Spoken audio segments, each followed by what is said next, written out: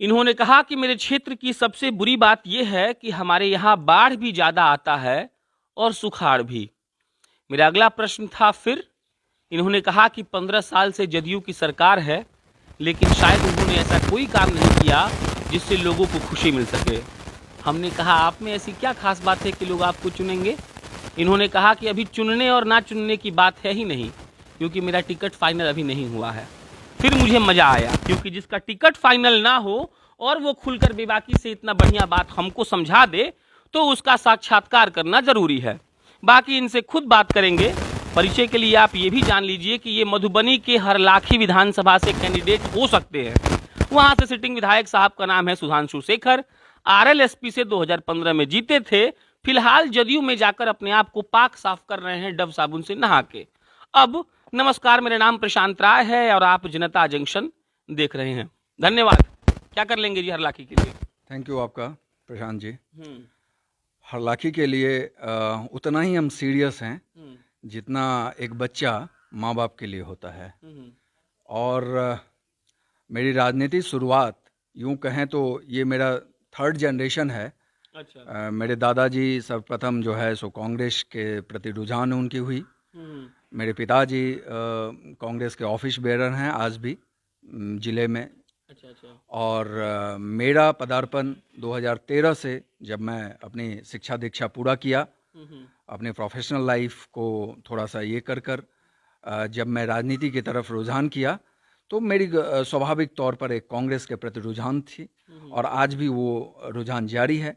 2013 से मैं हरलाखी की हर एक गांव, हर एक पंचायत को पर्सनली विजिट किया हूं, समझा हूं, वहाँ की जन समस्याओं से अवगत हुआ हूँ और अब मैं तैयार हूँ वहाँ पे लोगों के बीच, लोगों के लिए और लोग को अपनी सेवा की भावना से तत्पर और अवगत करवाने के लिए।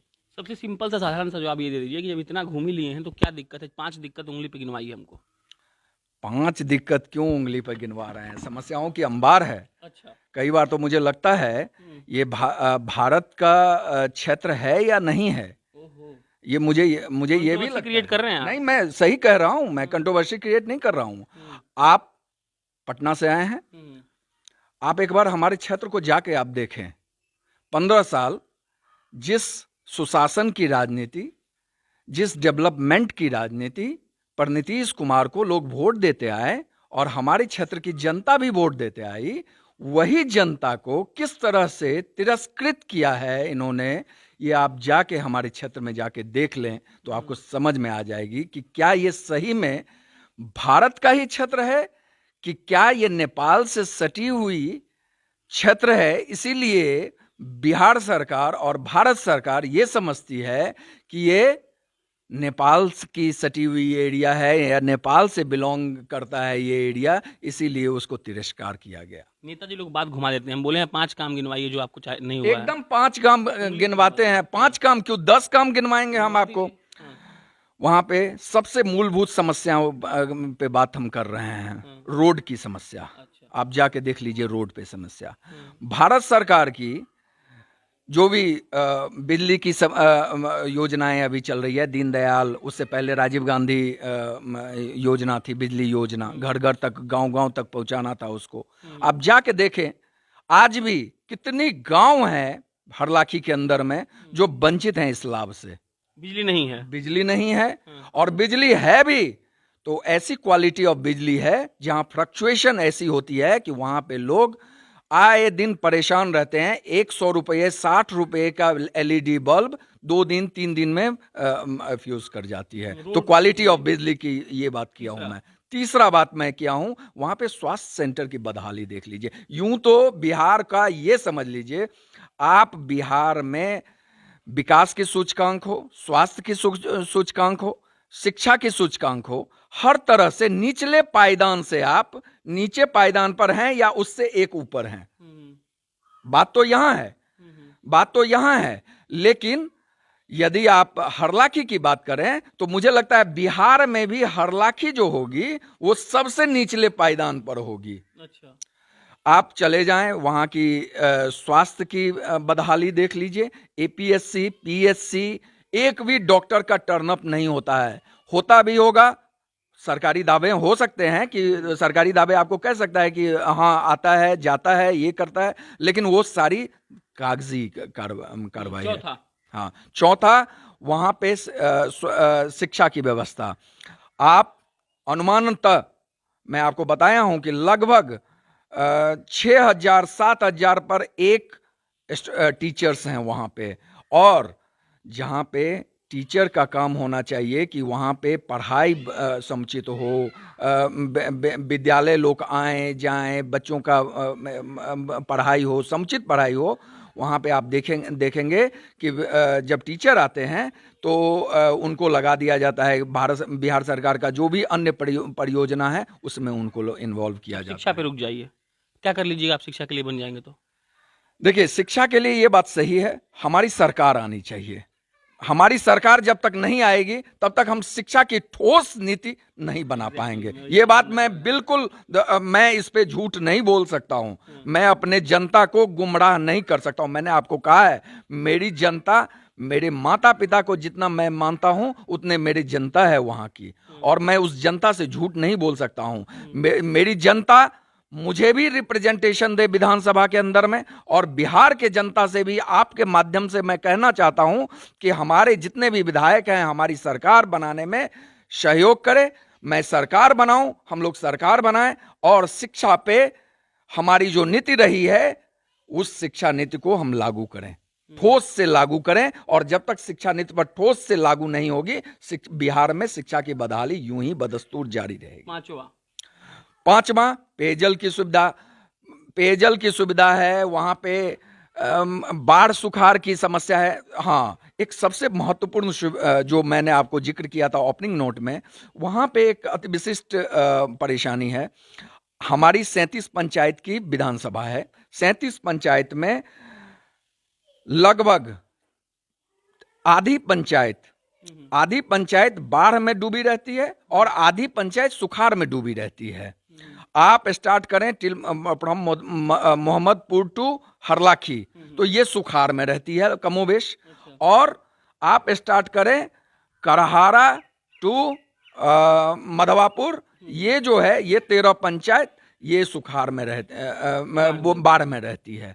तो ये अपने आप से बहुत ही विशिष्ट तरह की परेशानी है हमारी विधानसभा की। अब इसका कारण मैं बता रहा हूं क्यों विशिष्ट है।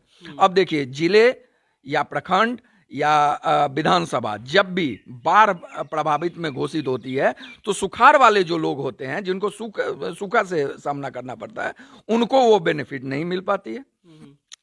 जो सुखाड़ वाले होते हैं, जब सुखाड़ घोषित होती है तो उस समय बाढ़ से जो समस्या जिनको होती है उनको वहां की जो बेनिफिट होती है, जो भी सरकार द्वारा किसी तरह की बेनिफिट दी जाती है, वो नहीं मिल पाती है।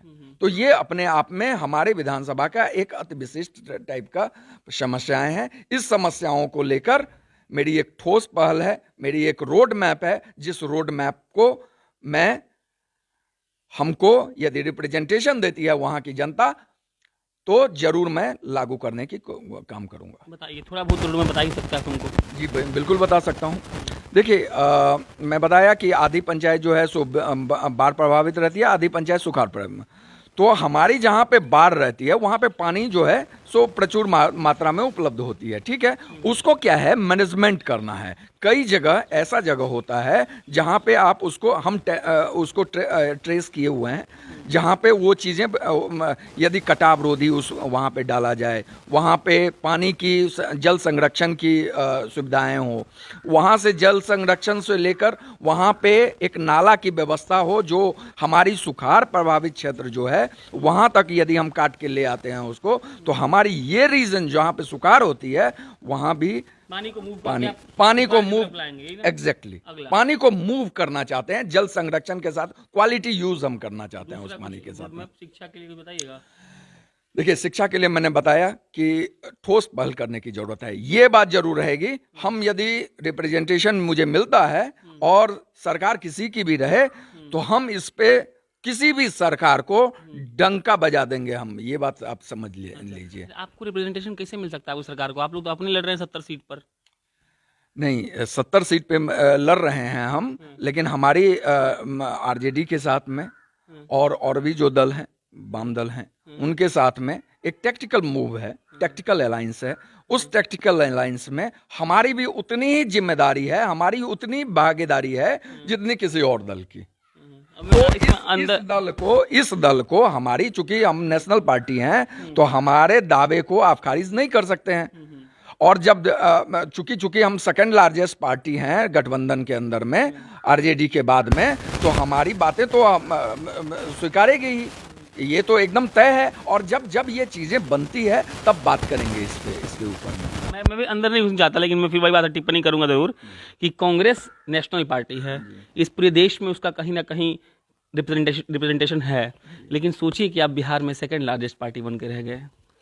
नहीं, देखिए, बात आपका ठीक है, बात आपका बिल्कुल ठीक है कि कांग्रेस पार्टी थोड़ी जिस तरह से रिप्रेजेंटेशन हमारी होनी चाहिए उस तरह से थोड़ी कम है, बट स्टिल कांग्रेस को कोई खारिज नहीं कर सकता है। हमारी कैडर बेस्ड आज भी पार्टी है, और हम हर जिले में, हर विधानसभा में हमारी आज भी 10%, 15%, 20% के आसपास हमारी अपनी वोट है, हमारी अपनी वोट है, जो हमने 2010 में प्रूफ किया है। आप 2010 का सीट निकाल लें तो आप देख लीजिए कांग्रेस पार्टी को कहां पे कितनी सीटें आई है। तो आपको कई जो पार्टी दावे करते हैं अपने आप को कि हम बहुत बड़ी हैं, तो उससे कांग्रेस पार्टी बड़ी है। हाँ, ठीक है, कई बार जब आप राजनीति उसमें रहते हैं तो कई बार कई तरह की समझौता आपको करना पड़ता है। ये एक राजनीति की, आप देखिए बीजेपी की बात करें आप, तो बीजेपी कहने को तो बड़ी पार्टी है बिहार के अंदर में, लेकिन वो आज इतनी मजबूर है कि अपने अलायंस पार्टनर के साथ में आधे आधे पे क्यों लड़ रही है।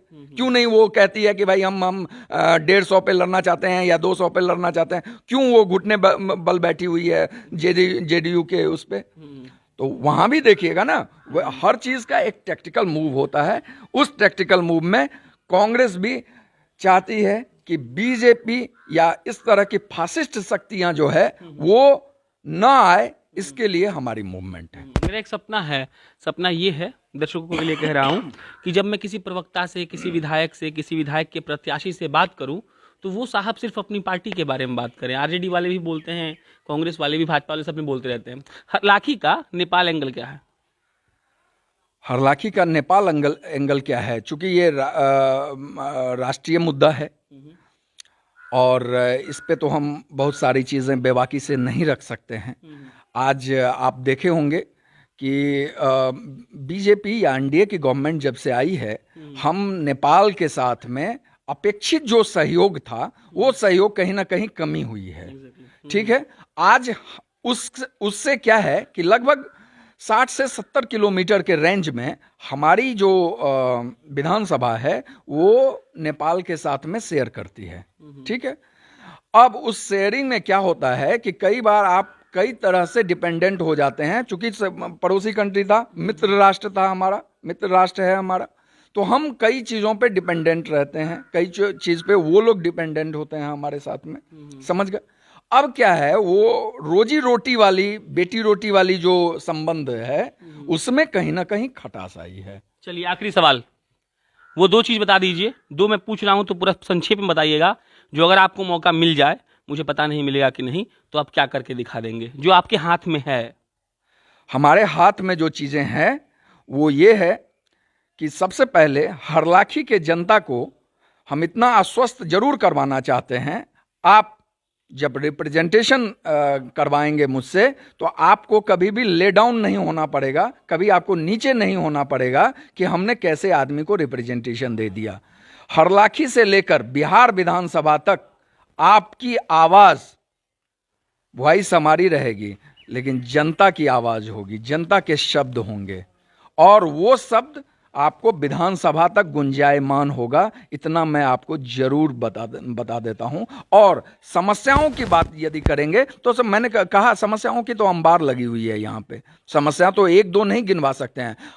हमने कहा कि हम एक रोड मैप बनाए हैं, हम उस रोड मैप से हमारे अधीनस्थ जो काम रहेगी उसकी प्रायोरिटी हम तय करेंगे, हमको क्या क्या करना है, उसके प्रायोरिटी के बेसिस पर हम फिर काम स्टार्ट करेंगे, और उस काम को आप 1 साल के बाद हम आपको पुनः निमंत्रण देते हैं कि 1 साल यदि हमारी रिप्रेजेंटेशन होती है, आप 1 साल के बाद आइए और आप तब्दीलियां देखेंगे हमारे विधानसभा में। इतना मैं आश्वस्त आज करना चाहता हूं आपको। आपने गलत काम कर दिया, वो ये कि हमें बुला लिया। हम जनता जंक्शन हैं, हम जरूर आएंगे। बाकी अभिषेक झा थे संभावित प्रत्याशी हरलाखी विधानसभा से। अब इन्होंने बुलाया है तो प्रशांत राय साहब आएंगे ही, लेकिन ये बात अच्छी है कि इन्होंने समस्याओं को सटीकता से रखा। काम कितना हुआ है और कितना नहीं, ये आज मैं वहां जाकर देख लूंगा। बिजली वाले बात पर मुझे इनके बिल्कुल विश्वास नहीं है, इनके मुंह पे कह के जा रहा हूं। अगर मैं वहां पहुंचा और मुझे दिखी कि बिजली नहीं है, तो नीतीश जी आप तैयार रहिएगा, लानत आपको जरूर भेजेंगे। बाकी कैमरा के पीछे वरुण झा है, मेरा नाम प्रशांत राय है। आप जनता जंक्शन देख रहे थे, बहुत बहुत धन्यवाद।